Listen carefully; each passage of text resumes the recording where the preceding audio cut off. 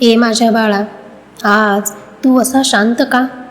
तुझ्या चेहऱ्यावर ते नेहमीचं हसू का दिसत नाही? तू जगाला दाखवायला खूप खंबीर आहेस. सर्वांना मदत करतोस, सर्वांशी गोड बोलतोस. पण तुझ्या आत काय चाललंय याची कुणाला कल्पना आहे का? मला माहिती आहे की तू स्वतःला एका अशा अंधाऱ्या खोलीत बंद करून घेतलेस जिथे फक्त तू आणि तुझं दुःख आहे. तू विचार करतोस की स्वामी, माझं म्हणणं ऐकणारं कुणीच नाही का? तुला असं वाटतं की जर मी माझं खरं रूप जगाला दाखवलं, माझ्या मनातील भीती किंवा माझ्या वेदना सांगितल्या, तर लोक मला हसतील. तुला वाटतं की तुला कुणीच समजून घेणार नाही. याच भीतीने तू तुझ्या मनातल्या गोष्टी काळजात एका कोपऱ्यात दाबून ठेवल्या आहेस. पण लेकरा, मन म्हणजे काही दगड नाही की ज्यावर तू जखमा सोसत राहाव्यात. मन तर फुलासारखं कोमल असायला हवं. आज मी तुझा तो एकटेपणा कायमचा संपवायला आलोय. आज तू कोणाशी नाही तर तुझ्या या माऊलीशी बोलणार आहेस. मनावरचं सगळं ओझं माझ्या चरणी उतरवून ठेव आणि मी जे सांगतोय ते प्रत्येक अक्षर मनापासून ऐक. आजच्या या धावपळीच्या युगात तुझ्या अवतीभोवती माणसांची गर्दी तर खूप आहे. तुझे मित्र असतील, नातेवाईक असतील, कामावरचे लोक असतील. पण या गर्दीत तुझा आत्मा ज्यांच्याशी जोडला जाईल असं एकही माणूस तुला भेटलंय का? तू दिवसभर लोकांमध्ये असतोस, काम करतोस, हसतोस, थट्टा मस्करी करतोस. पण जेव्हा तू स्वतःशी एकांतात असतोस तेव्हा तुला प्रचंड रिकामं वाटतं. तुला असं वाटतं की तुझ्या आयुष्यात एक मोठी पोकळी निर्माण झाली आहे जी कोणत्याही सुखाने भरली जात नाही. बाळा, हे जे गर्दीतलं एकटेपण आहे ना, ते तुला काहीतरी खूप मोठं सुचवत आहे बघ. ते तुला सांगतंय की बाह्य जगात तू कितीही आनंद शोधला तरी जोपर्यंत तू तुझ्या स्वतःच्या अंतरात्म्याशी आणि माझ्याशी जोडला जात नाहीस, तोपर्यंत तुला शांती मिळणार नाही. तू लोकांशी त्या गोष्टी बोलू शकत नाहीस ज्या तुला रोज अस्वस्थ करतात, कारण तुला खात्री नाही आहे की ते तुला समजून घेतील की तुझा गैरफायदा घेतील.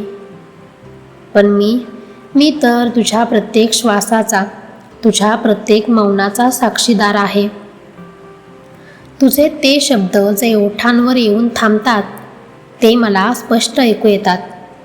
तू स्वतःला कधीच एकटं समजू नकोस, कारण मी तुझा सावलीसारखा सांगाती आहे. अशा अनेक आठवणी, अशा अनेक चुका आणि असे अनेक अपमान तुझ्या मनात दडलेले आहेत, ज्यांची तू कधी कुणाकडे वाच्यता केली नाहीस. तुला वाटतं की जर हे जगाला कळलं तर माझी पत जाईल, माझी किंमत कमी होईल. पण लेकरा, त्या गोष्टी काळजात दडवून ठेवल्यामुळे तू स्वतःचीच किंमत स्वतःच्याच नजरेत कमी करत चालला आहेस.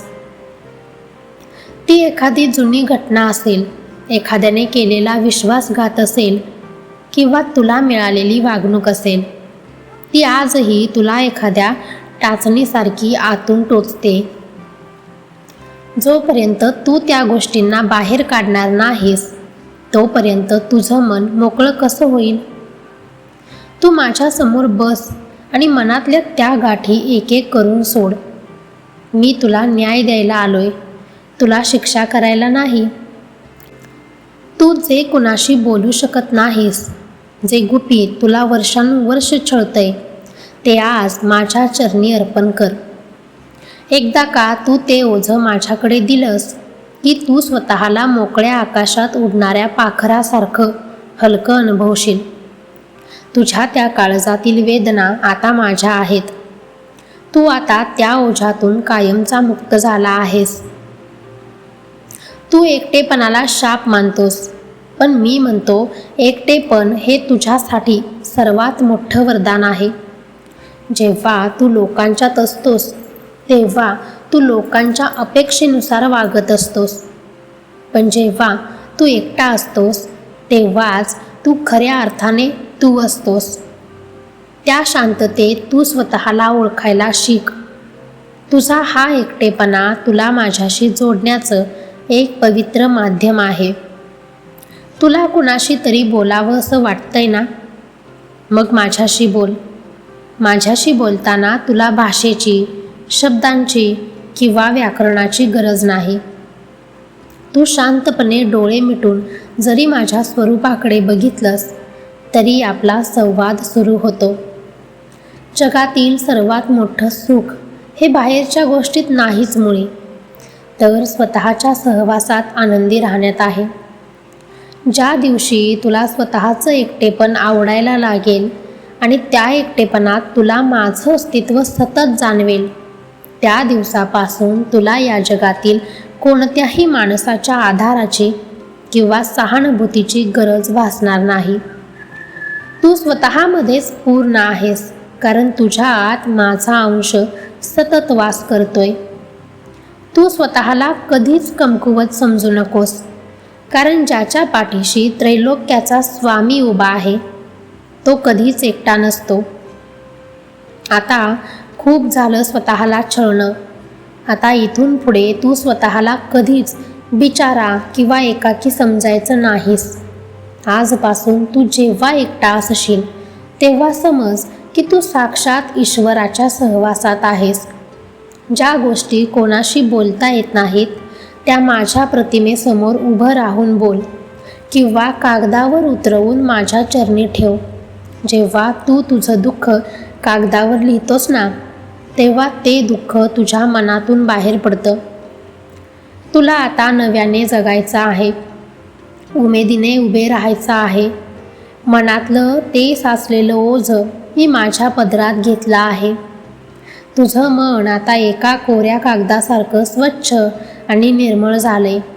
आता त्यावर निराशेचे शब्द नकोत, तर आनंदाची आणि समाधानाची नवी गाथा लिही.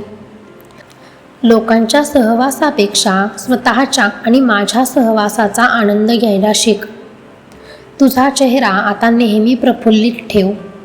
तुझ्या त्या हसण्यानेच तुझ्या आयुष्यातील उरलेलं दुःखही पळून जाईल.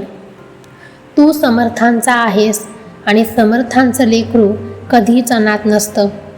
जा आता निर्धास्त होऊन तुझं काम कर.